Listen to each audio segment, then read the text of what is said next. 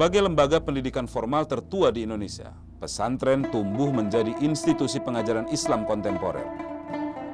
Menjamurnya pondok-pondok pesantren di sejumlah daerah dengan basis keislaman yang kuat seperti Jombang tidak lepas dari bagaimana Islam masuk ke Pulau Jawa.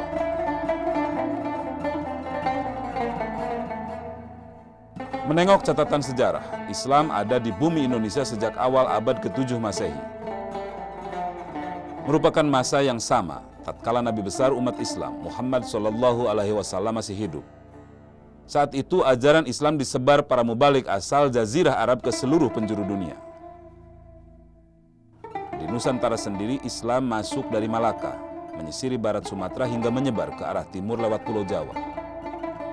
Bagaimana Islam sampai ke Jawa Timur ini tidak lepas dari jalur perdagangan dunia saat itu. Kita kenal bahwa jalur perdagangan dunia saat itu orang-orang Arab sudah berdagang mulai dari Timur Tengah, kemudian Persia, kemudian India, kemudian masuk ke Malaka, ke wilayah kita, sampai ke Cina.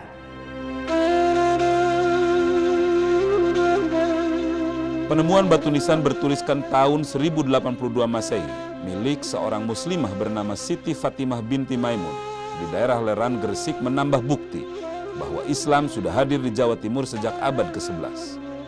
Cungkup bangunan makam yang berarsitektur Hindu-Buddha menandakan bahwa Islam kala itu belum sepenuhnya diterima masyarakat. Kenyataannya, gaung Islam memang baru terdengar 4 abad kemudian, tepatnya setelah kejayaan kerajaan Majapahit berakhir pada abad ke-15. Sebagai pintu masuk, Pelabuhan Gresik disebut-sebut sebagai tempat pertama bersandarnya ajaran Islam di timur Pulau Jawa.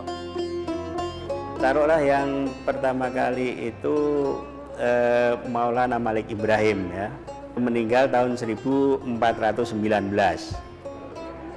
Nah, itu berarti pada zaman Majapahit akhir, ya, dia sudah menyiarkan agama Islam di Gresik itu, dan Gresik sebagai pelabuhan besar saat itu.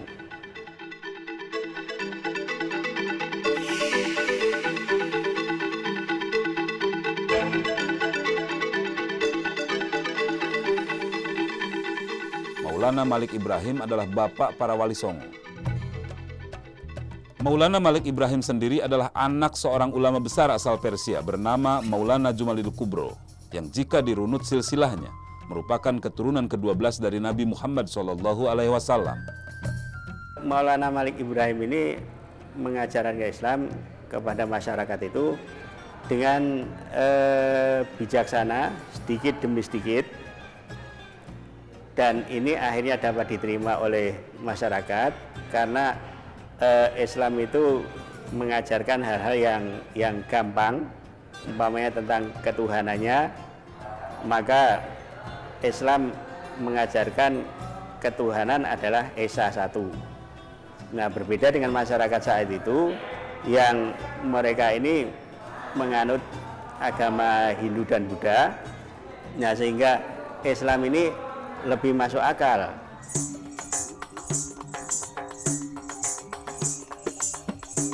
Dari pesisir, Islam berkembang ke pedalaman Jawa Timur seperti Rembang, Tuban, Jombang, hingga ke pusat kerajaan Majapahit di Mojokerto sekarang.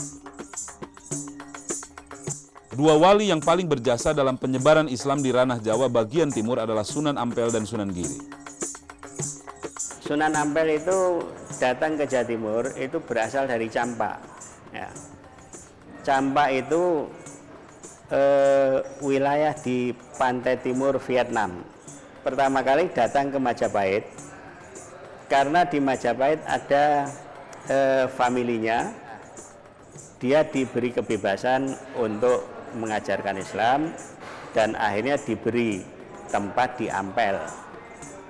Nah, di Ampel itulah Sunan Ampel menyebarkan Islam melalui pesantren. Nah, sehingga pesantren pertama kali yang didirikan oleh umat Islam di Jawa Timur itu ya Sunan Ampel itu. Sunan Ampel adalah putra pertama dari Maulana Malik Ibrahim. Untuk memperbaiki tabiat buruk masyarakat pada masa itu, Sunan Ampel mengenalkan prinsip molimo, bahasa Jawa dari 5 larangan, untuk tidak berjudi, tidak minum minuman keras, tidak mencuri, tidak menggunakan narkotika, dan tidak berzina. Sunan Ampel wafat pada tahun 1481 di Demak dan dimakamkan di sebelah barat Masjid Ampel yang ia bangun.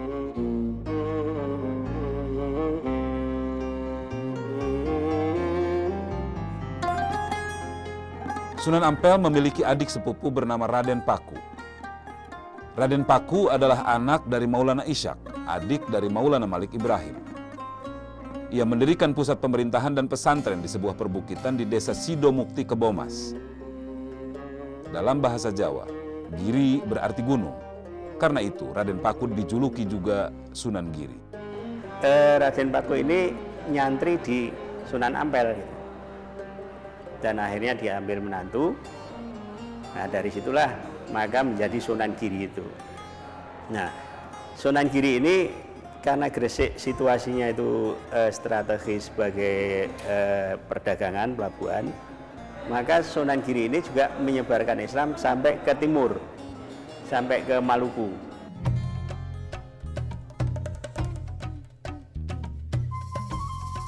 Pengaruh Giri terus berkembang sampai menjadi kerajaan kecil disebut Giri Kedaton, yang menguasai Gresik dan sekitarnya selama beberapa generasi.